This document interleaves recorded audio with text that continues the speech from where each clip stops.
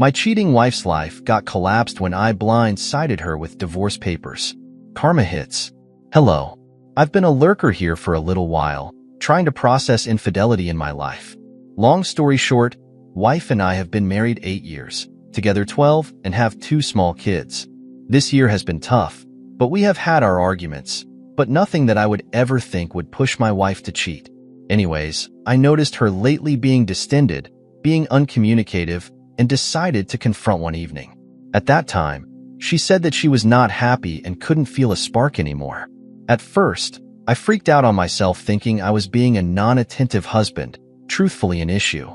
However, the next day, I caught a very strange message on her phone that was extremely lovey-dovey. I took a look and then found my wife was messaging a man for a long time with lots of I love yous and plans for future together. Effing destroyed. Anyways, taking the advice of the many threads on here, I didn't confront initially. I actually read as much as I could, contacted a couple lawyers for advice, one now on retainer, and got my head on straight and calm. I confronted my wife a couple days ago, calmly, and asked if she was having an affair, and after a couple minutes, she admitted everything. Long story short, it's been going on for 6 months, and she claims it's the deepest emotional connection ever.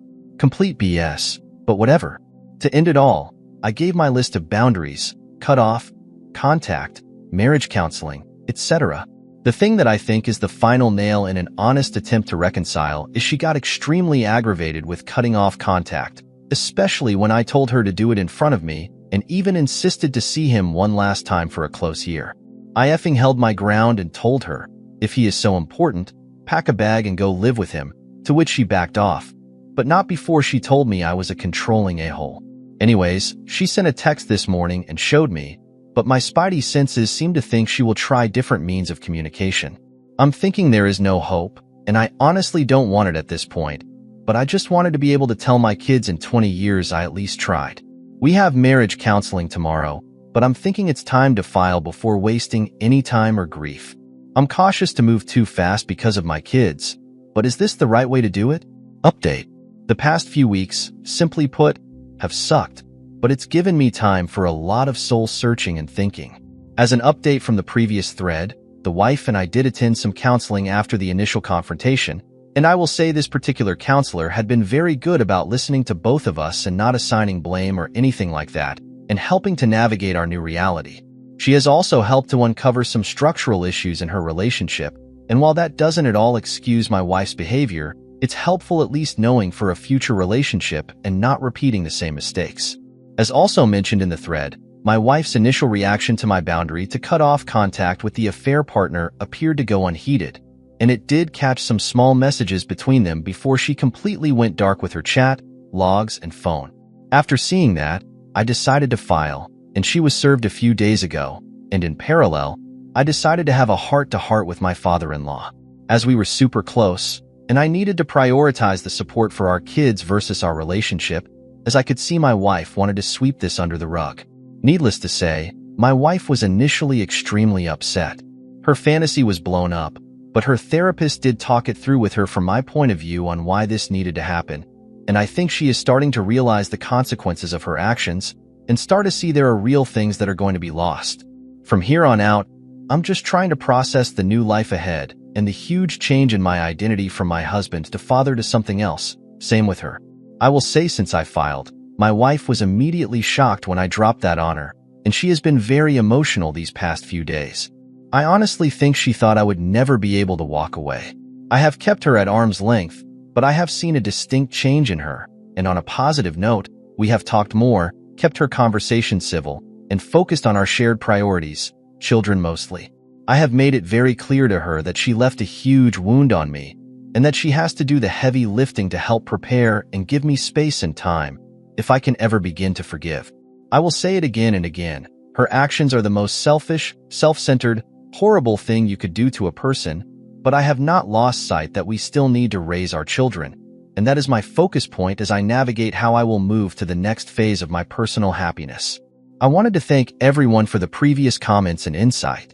I am honestly proud that I found the strength to not wallow in self-pity, anger, or sadness, and was able to make the right moves to retain my dignity and look forward to a bright future.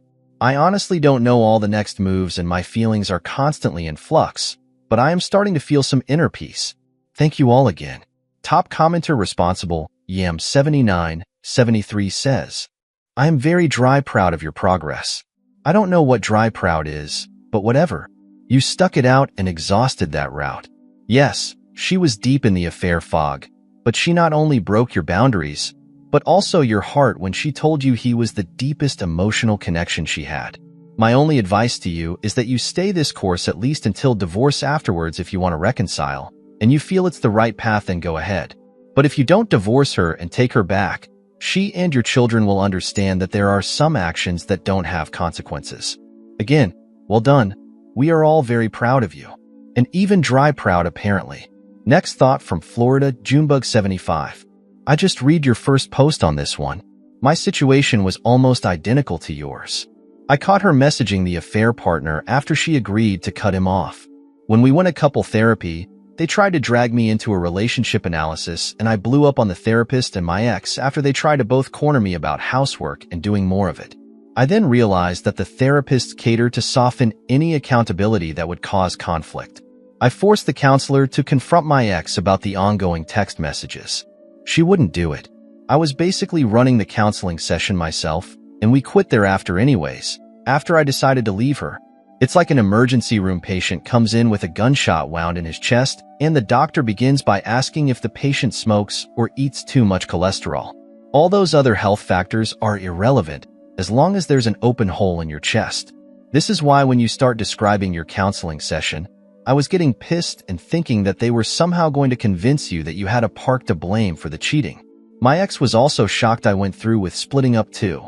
Anyways, good luck, and I think you're doing the right thing. Our next comment comes from D, Reddit Avenger. Hope you don't discount what will be lost if you stay. This is never talked about, but it's a very real thing. Anyway, you are on the right track. Though I will say I think marriage counseling at this point is a mistake in this situation. You can't work on a marriage without a framework of good faith. You need that as a solid foundation. It takes consistent effort for a wayward spouse to build that, and it's something that needs to be earned. It's just a waste of money to try to do that right after an affair, like putting up walls on a dirt slab.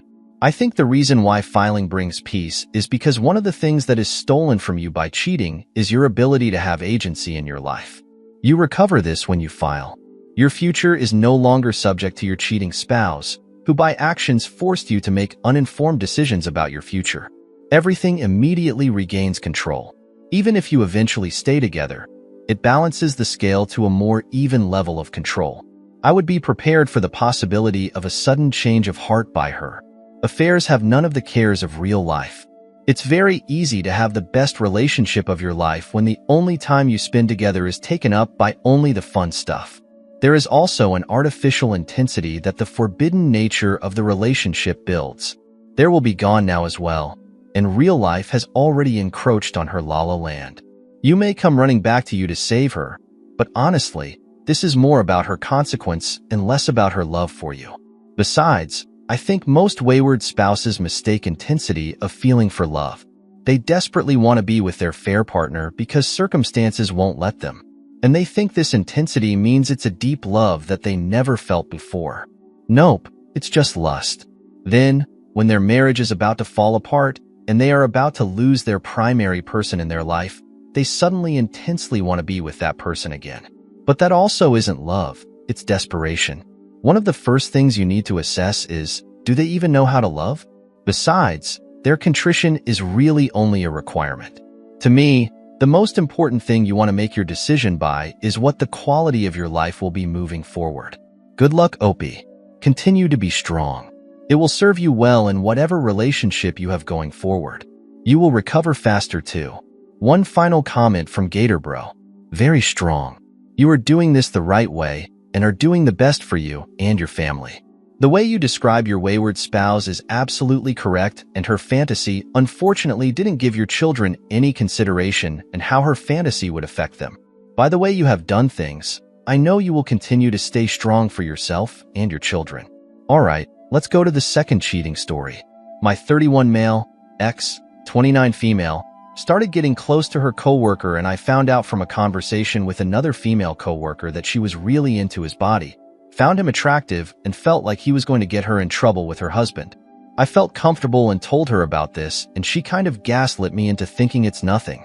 Fast forward a year, and they become even closer, hanging out after work and during lunch breaks, smoking weed together and walking home together.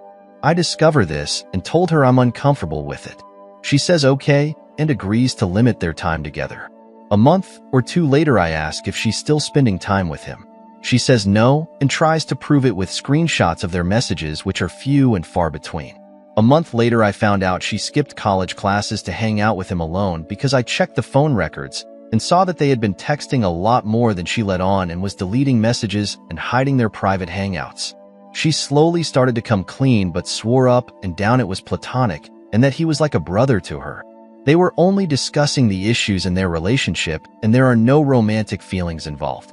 Not too long afterwards, in a completely separate conversation, she casually mentioned to me that she is no longer sexually attracted to me and gave no suggestion or insight on how I could work to fix that for her.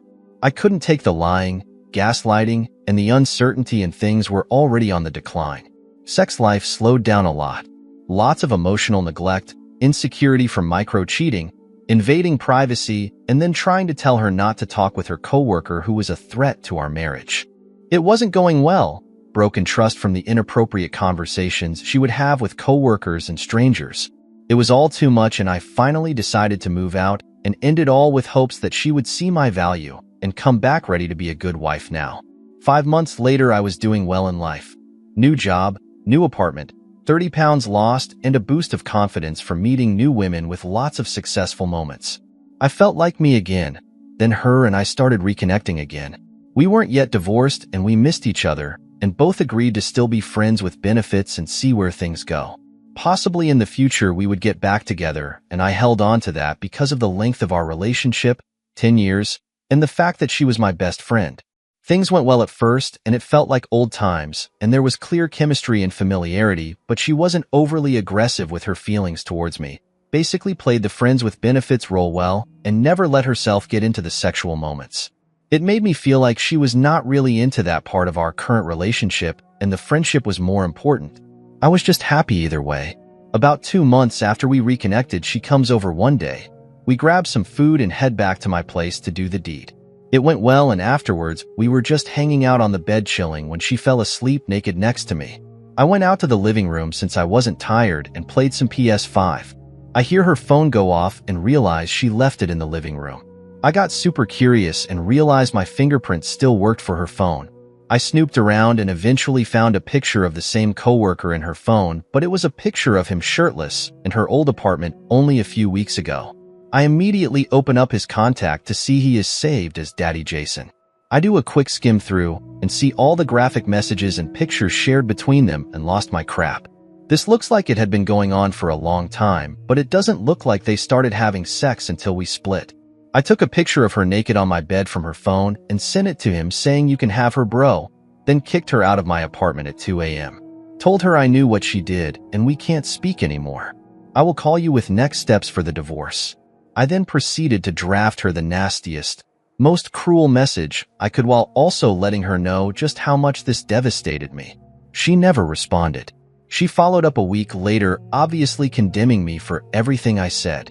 I wasn't proud of saying any of it, and my only purpose was to hurt her just as bad as I was hurt in that moment. It all went over her head. She called me insecure. She said the resentful sex she would give me once every other week was never good enough, and the worst was all she had to say regarding what I had discovered was "I'm sorry I hurt your feelings. I'm struggling to move on with other people now because I'm afraid that I'm not enough, and that if they don't show their interest the way my ex used to show interest in me, now she shows interest in that way to her coworkers, that it will never work. I just want a girl who likes me for me, thinks I'm good enough, and will always choose me even when we are old and saggy and have been together for decades. I just never thought women like her existed. I thought she was better than that. Did she cheat? Update.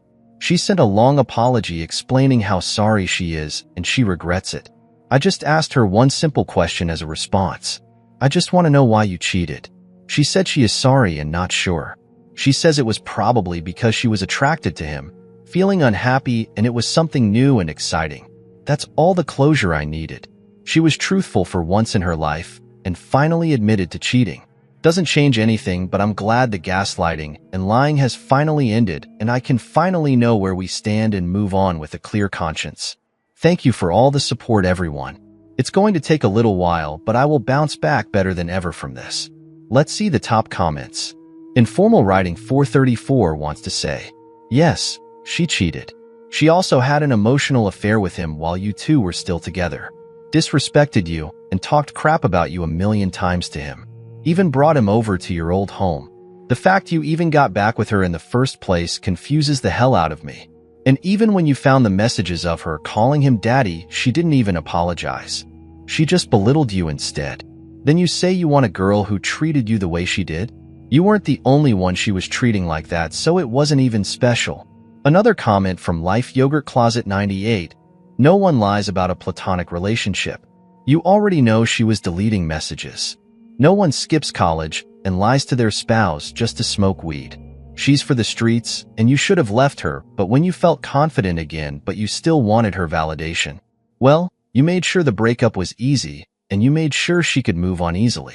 You should always tell your social circles the circumstances of separating. P.S. She is and was cheating.